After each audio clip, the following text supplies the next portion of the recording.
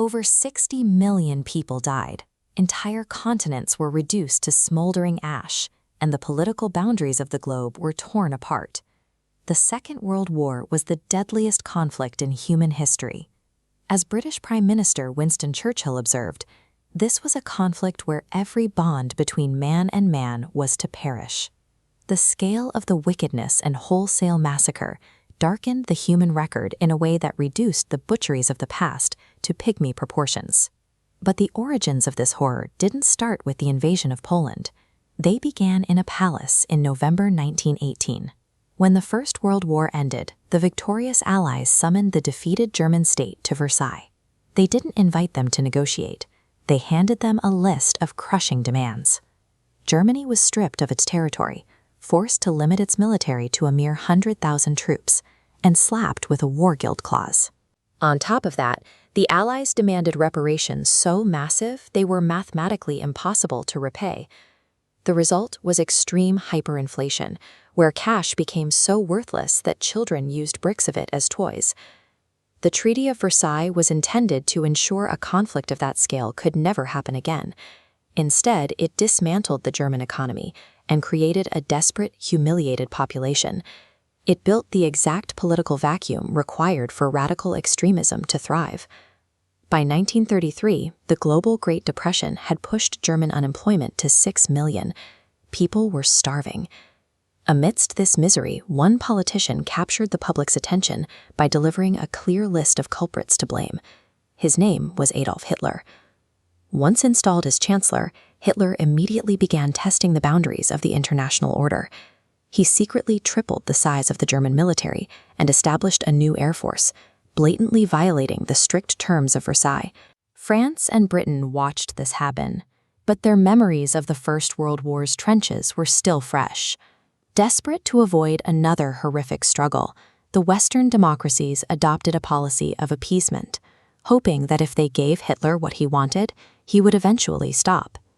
This approach peaked in 1938 at a meeting in Munich. Britain and France agreed to let Germany annex the Sudetenland, a region of Czechoslovakia, in exchange for a simple promise from Hitler to go no further. The Czechs weren't even invited to the meeting. British Prime Minister Neville Chamberlain returned home claiming he had secured peace. In reality, this diplomatic surrender taught Hitler a dangerous lesson.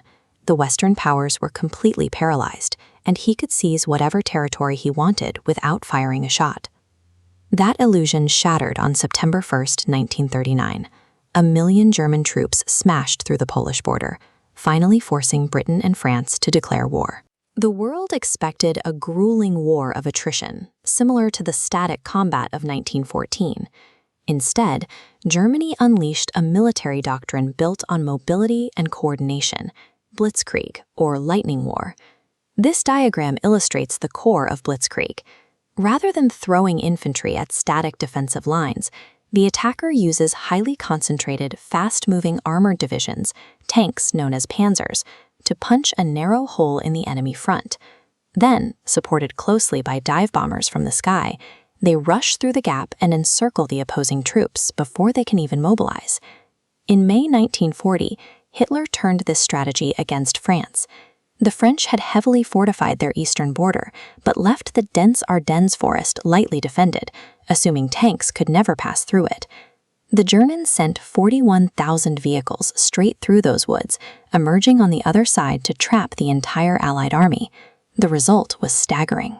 A military campaign that cost millions of lives over 4 years during the First World War took Hitler just 35 days. By the end of June, France had surrendered. The only silver lining for the Allies was a desperate, sprawling rescue mission. Over 300,000 stranded British and French troops were ferried to safety from the shallow beaches of Dunkirk by a makeshift fleet of destroyers, fishing boats, and civilian ferries.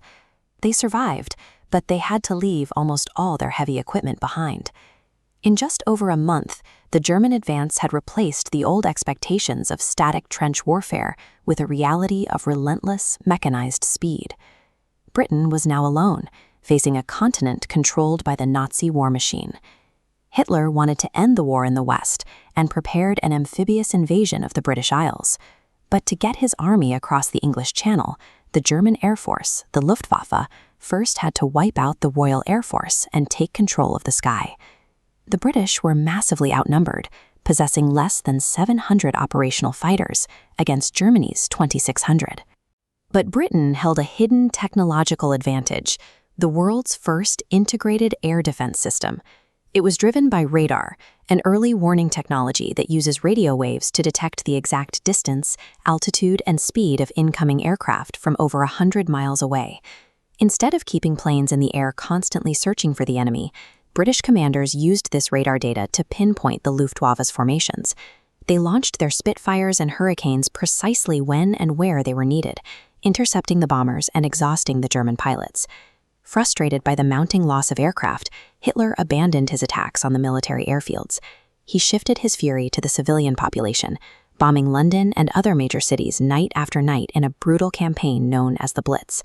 Tens of thousands of civilians were killed, but the terror tactics failed to break the country's spirit. Because the airfields were spared, the Royal Air Force recovered. Britain's technological edge and civilian resilience handed Hitler his first major strategic defeat, forcing him to indefinitely postpone his Western invasion. Blocked in the West, Hitler turned his gaze eastward. In June 1941, he launched Operation Barbarossa, the invasion of the Soviet Union. Driven by a hatred of communism and a desire for natural resources, Germany deployed over 3 million men in the largest military operation in history. Looking at this map of the Soviet Union, you can see the geographical reality that finally broke the German war machine. The lightning-fast maneuvers of Blitzkrieg worked perfectly in the tight confines of Western Europe. But as the panzers pushed hundreds, then thousands of miles into Russia, their supply lines stretched to the breaking point against an enemy with seemingly endless manpower. Then the brutal Soviet winter arrived. German commanders had gambled that the campaign would be over by summer. Lacking proper clothing in the extreme cold, their weapons jammed and their tank engines simply froze solid, bringing the massive offensive to a halt. The fatal blow came at Stalingrad. In a grinding, horrific urban battle fought street by street and room by room, Soviet forces surrounded the overextended German Frank. 100,000 Nazi soldiers marched into captivity, shattering the myth of German invincibility. While the European conflict ground into a freezing, bloody stalemate, a completely separate crisis was boiling over in the Pacific. On November 26, 1941, a Japanese carrier fleet sailed quietly toward a United States naval base in Hawaii. In just over 2 decades, the punitive terms of a peace treaty had given rise to a dictator whose unchecked hubris and constant gambles broke the continent. Now, with the attack on Pearl Harbor, a regional European conflict would explode into a total global war.